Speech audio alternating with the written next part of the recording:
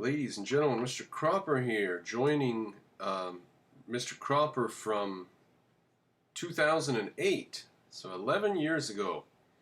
I did this video called Apples, Oranges, and Scientists, which I always lamented that I didn't have more to say and I couldn't further elaborate. And so this video, I was surprised when I looked it up to see what's going on. This video is 5 minutes long. That's odd. I remembered it being 30 minutes long or something like that. Now what is cheese, really, is the guy's name. He offers the following analogy. I think a helpful analogy to describe your position is this. A flat-faced stone is necessary to chisel new designs, but where in nature does one find a clear-cut tablet? And his analogy refers to the tabula rasa as the main contention between Rucka and I. Near universally, stone must be worked to create a flat surface.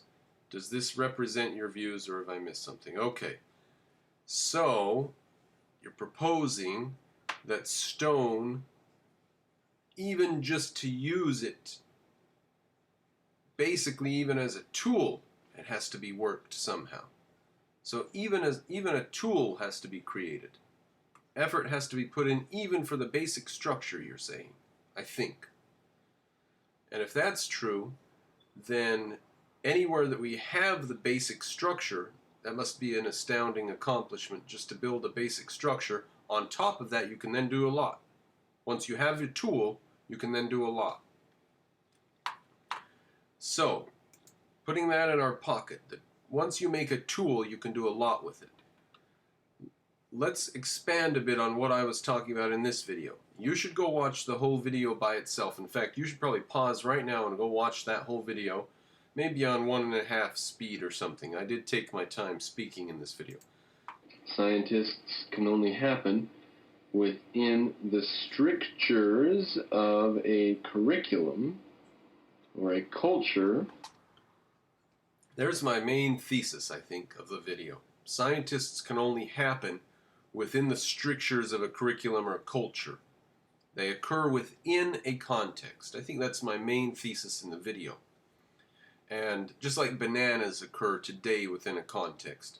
Bananas occur in the natural in the form of, plantains and stuff, but the bananas we know and love that don't have any seeds in them and they taste good and they're sweet and soft inside, those are all a monoculture. Those are very, very special.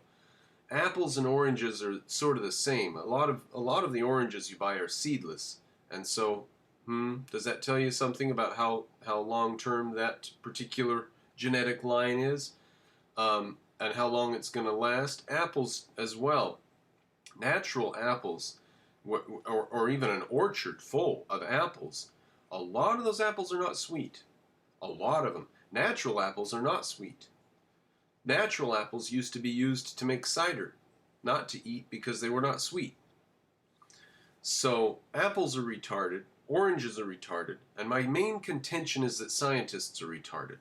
They're like special retards in the way that oranges, apples, and bananas are retarded. Because look at a banana versus all of the wild nature, natural kingdom. It's also very sensitive, right, and needs to be taken care of and looked after. So there are lots of parallels between apples, oranges, bananas, scientists. Okay, my main contention is there.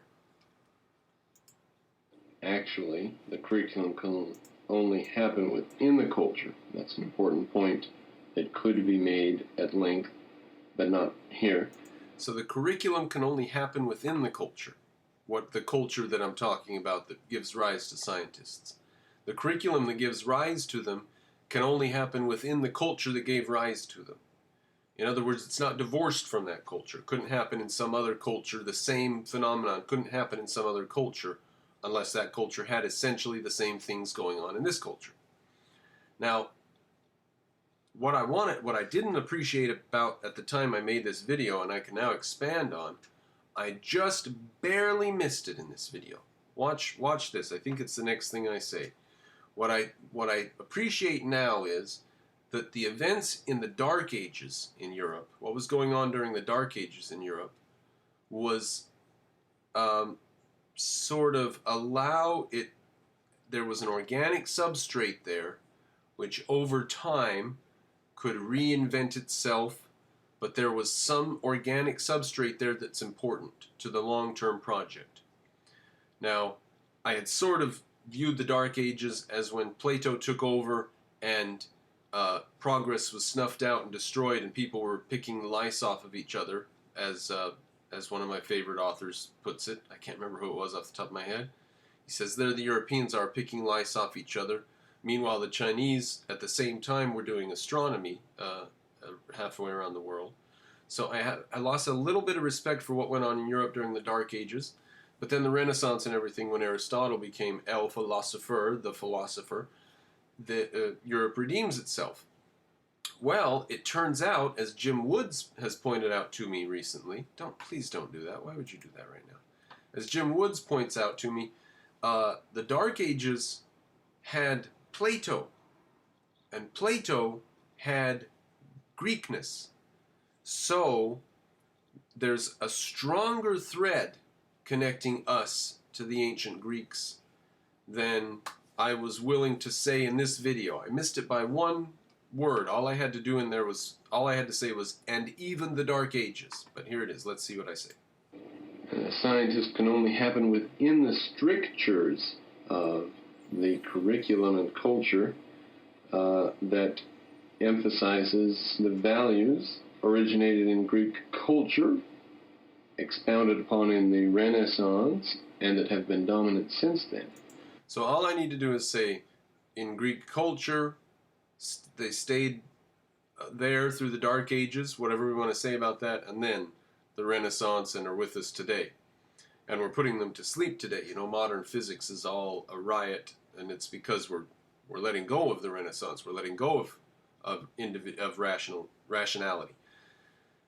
But we're keeping the root, the Greek root of individualism, as we kept it through the Dark Ages. And I think that's what Jim Woods was pointing out to me in this, that I missed Laughlin's point. And I looked up Laughlin's point, and I think that Laughlin this is what he's saying. Who is Laughlin? I'll have to go back and do a bit of research and see if I can put a link in the video under here for this guy. But he wrote a letter to some objectivist. He died in 2016, if I remember right. But if I remember right, what I got from him, the point that I got from his point was that even the Dark Ages, bad as it was better philosophically because of the roots of Greek culture that were there, even during the worst of the worst times. So, if that's true, then we could say something like Soviet Russia is better than living in the Congo, because at least you've got at least it's a Platonic society. They're totally evil, and Platonism is evil, and Platonism gives it Soviet Russia and Nazi Germany. That's terrible. But we might say that people posed a better chance at living a longer, happier life in Soviet Russia than in the Congo, because a certain amount of individualism was allowed. That would be an astounding thing to say, wouldn't it? That there's more individualism allowed in Soviet Russia than in a Congo tribal society in the Congo. But that's the thesis that we would be stuck with if we went with this line of reasoning. So, could you be more advanced and individualistic? Maybe leaving Nazi Germany aside because it was so nihilistic and hell-bent on self-destruction and just nihilism, really. Maybe if Nazism's D2, then Soviet communism's D1 or something. But maybe we shouldn't bring the DM thing into that. Okay, let's continue with this. I have a bit more to say after that. Unfortunately, they've been under attack for over a century. It is my job, as well as yours, to see that we preserve the conditions that will allow the human race to be fed, as it were. So whatever it is that leads us to having scientists, that gives us the ability to sustain the modern world. So whatever those conditions are, they're pretty important. And they're not just natural conditions. They don't happen just anywhere and everywhere. And more to the point, the people who haven't been brought up in this tradition aren't part of this tradition. That's more to the point. So I don't know if Jim Woods meant to lead me to this, but it looks to me like importing people from Europe who are part of this tradition, however insane they may be, are at least part of this tradition of the individual is the base of everything. The individual has to be able to think for themselves. We have different views of how to deal with that and stuff, but we're not total anti-individual, anti-reason in the West. We're not. Even the Soviets had respect for chess players, authors, poets. They had some perverted facsimile of freedom of speech, which is absent in the Congo or even in China. So I don't know if this is, I don't know. This is sort of new ground to say, because of even the background collectivist, altruistic, idealist rationalism, because of that, Europeans are better immigrants to allow than Chinese coolies, Africans, the Indians who were here. What did we have to do with them? We had to kill them off. So there's a lot to this line of thinking. Jim Woods, is this the line of thinking you pushed me towards? So it's not racism. It's the acceptance of the Greek roots of culture. And Europeans have the Greek roots of culture. So, and people who come, the evidence for this is that people who come to America and accept those Greek roots of culture do just fine. So black people who accept freedom and individualism, they get an education, a job, a house, they do well. Black people who go with collectivism and groupthink don't do so well.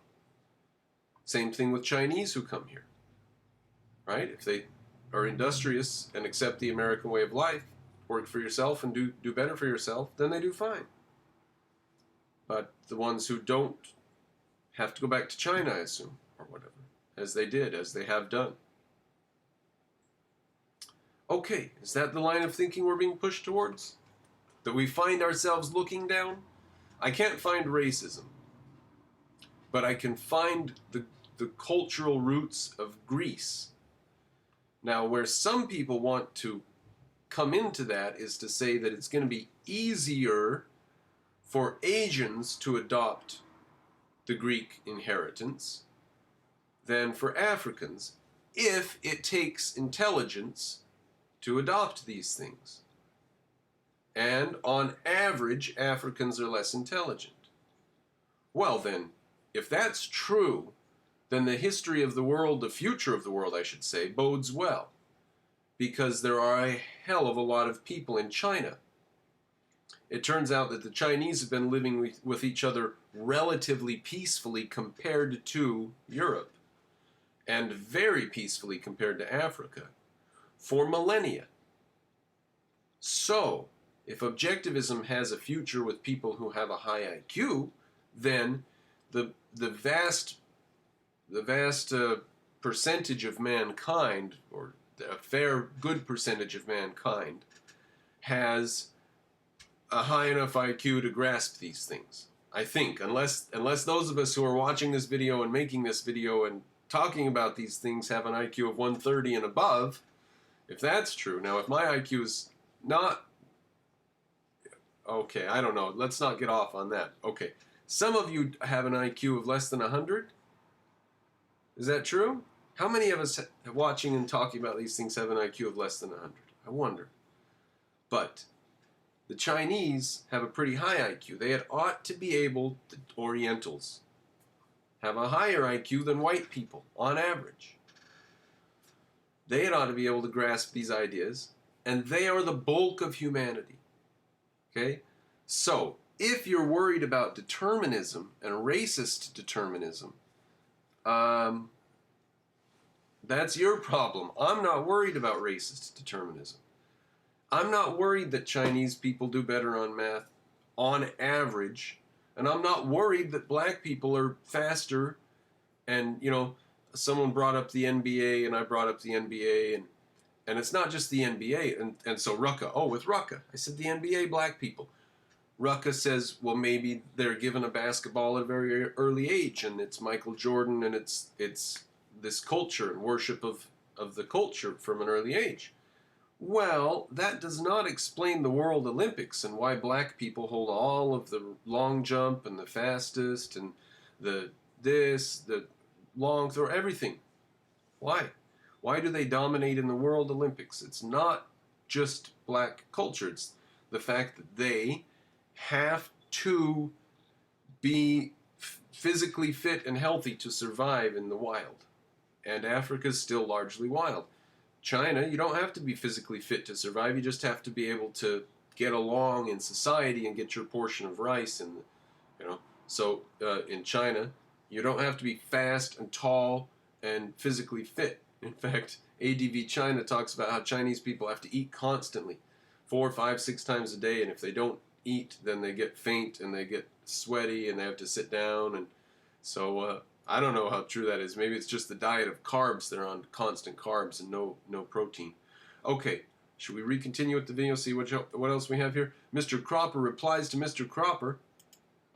We have to preserve the conditions that allow the fields and the orchards to continue to produce the massive, retarded, freakish fruits, vegetables, grains. Now, to some extent, these fields will be produced by the free market in the United States. To some extent, we'll be able to produce scientists, as it were, just by the sheer fact of allowing people to do what they want to do. Like Henry Ford produced the assembly line, did a good job of it. There had been assembly lines before, etc. But there was assembly lines to produce the riggings for ships 100, 200 years before.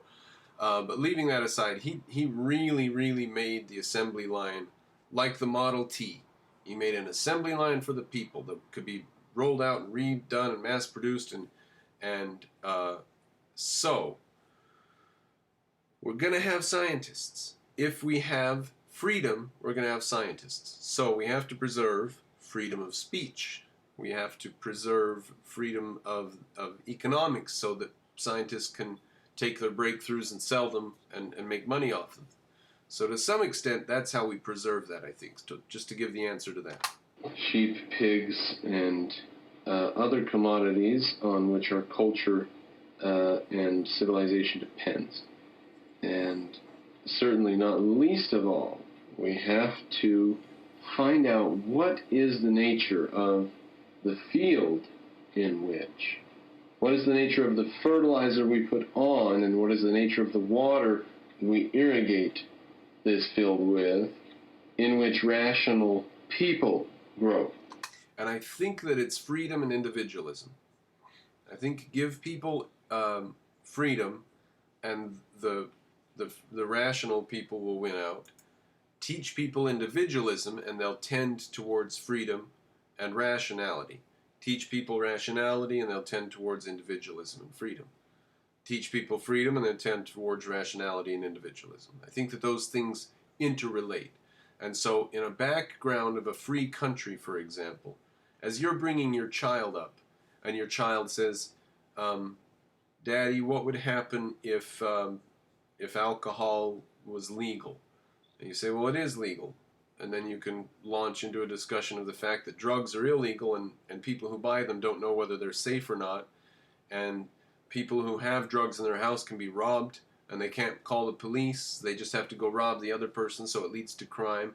And you could say, well, here's what would happen if, here's the effect of making things illegal. So you can have a discussion about this stuff with your child, and your child thereby absorbs some of the essence of your society. And your child is going to think about these things and grow up and say, well, it's clear to me that drugs should be legal because you're not harming anybody.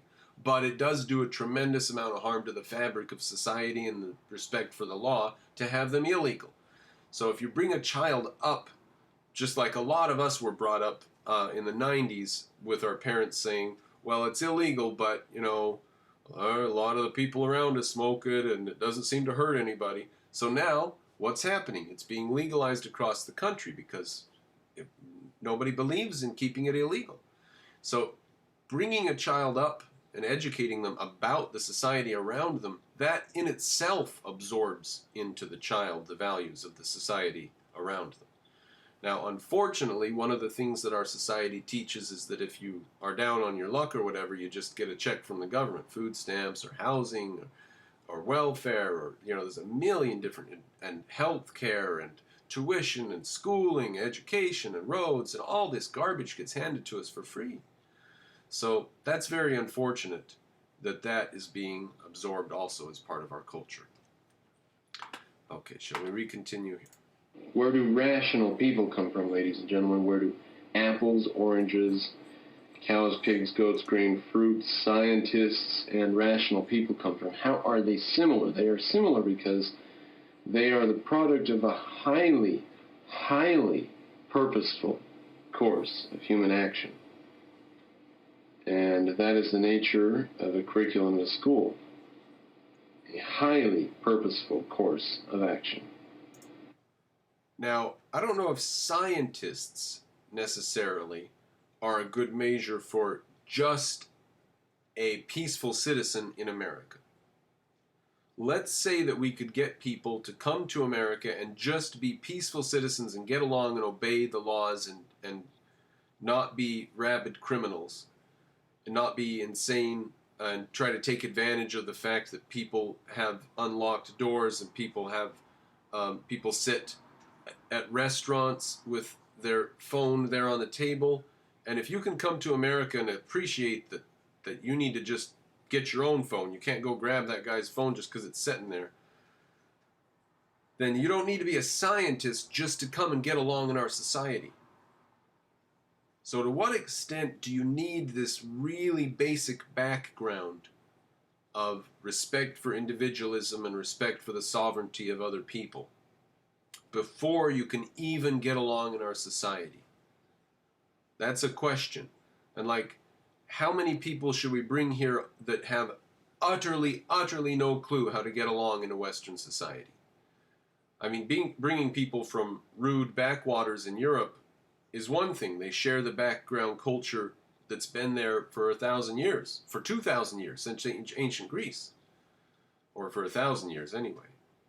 So that's one thing, but what about people from sub-Saharan Africa who share nothing with Western culture?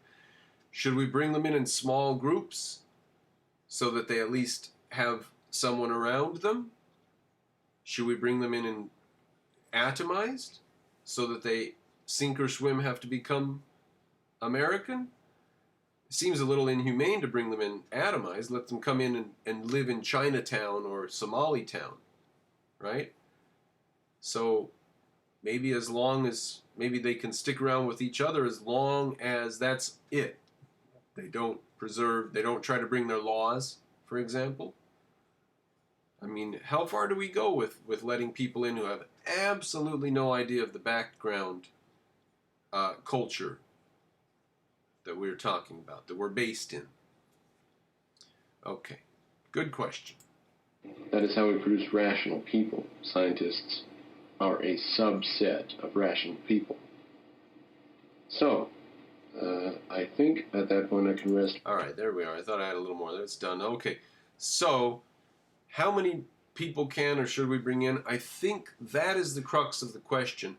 But the answer to it, in principle, as an objectivist, I think, looking at the facts before us, the answer is we should be a little bit careful about how many people we bring in from utterly, utterly alien cultures. That's, I think,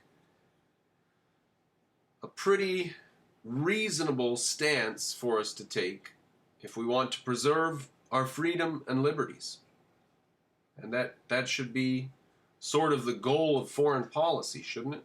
Preservation of American freedom and liberties.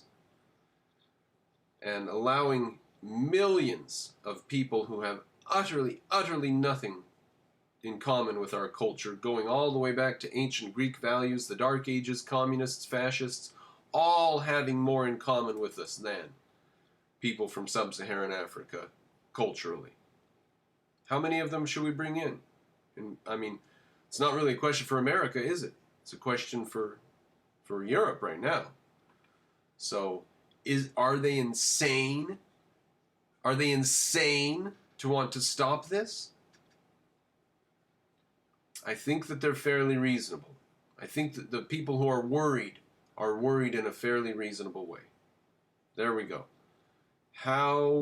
What is the title of this video going to be? Apples, oranges, scientists, and modern immigration. How the Dark Ages were better than tribalism. How the Dark Ages were better than tribalism. No, that's not what the whole video is about. What the hell is this video about? This is in reply to this comment from What is Cheese, Really?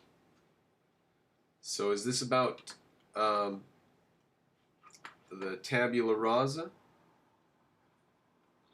as the main contention? Tabula rasa in Western society.